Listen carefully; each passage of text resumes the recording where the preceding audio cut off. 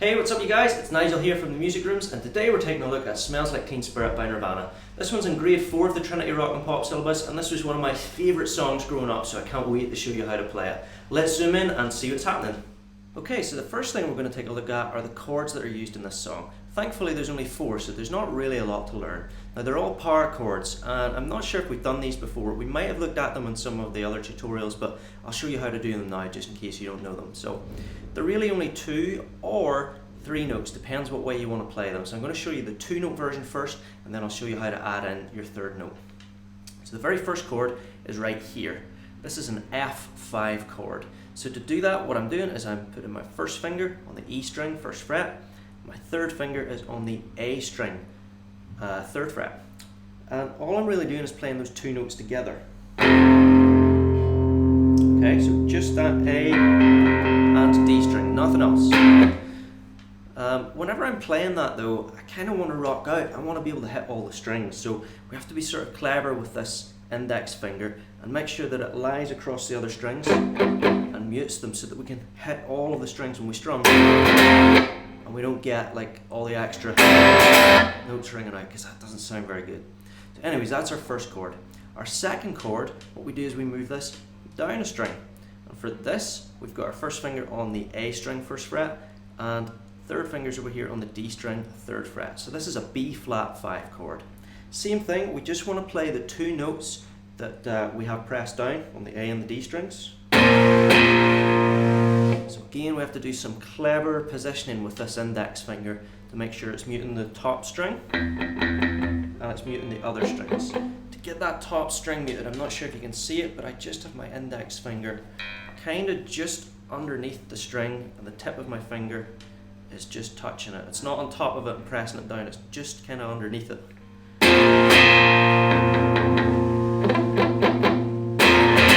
So we can strum and get some good noise.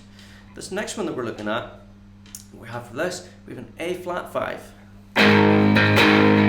Okay, very similar to the first chord. We're on the E and A strings, we've got our index finger on the 4th fret, and 3rd finger is on the 6th fret. And then we move that down for our last chord, D flat 5. We're on the 4th fret here of the A string, and 6th fret of the D string. So when we put those together with the little rhythm pattern, it goes like this. Okay, now that doesn't quite sound like it just yet. We need to add in some muted stuff in between each of those chords. So for that, we'll just kind of, mute the strings, and so we go.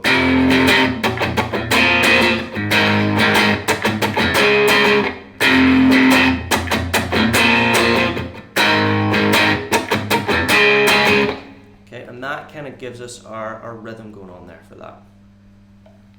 The way that we do this with the 3 notes in there, all we do is we add our pinky finger in. So it just goes on to the D string here at the 3rd fret for the first chord. On the second chord, what we're doing is, again, pinky finger added in, but this time it's on G, the 3rd fret. Over here, we're adding it in here. D string, and then down here we're adding it in on G again. So that just adds an extra note into the chord, just thickens it up a little bit. You can do either one, either 2 fingers or 3, it's still going to sound great. Okay, the other part of the song that I want to look at is just that little 2-note thing that goes on in the verses. So it goes like this. So what I'm doing for that is I'm playing the 5th fret, the G string, with my index finger, and the 6th fret of the B string with my ring finger. That's really just it. There's another way that you can play it down here in the 1st fret of both the B string and the E string. You can either bar it or you can use 2 fingers. And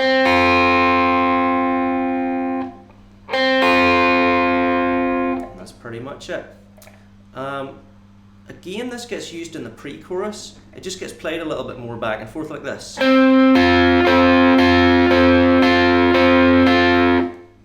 Okay, so right at the end of the chorus, we've got this little bit.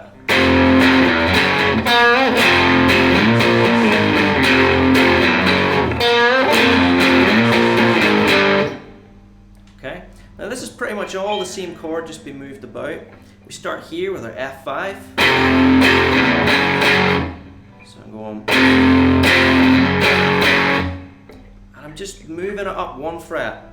Whenever I move that up one fret, I'm going to bend this note right here, G at the 3rd fret. You'll find when you're at this chord, this middle finger is right in place ready for that. And you push it up and bend it. Then we go. So play the F5 twice. Scoot it all the way up here to the 6th and 8th frets. Brought it back 2 frets. And then back 1 fret from there.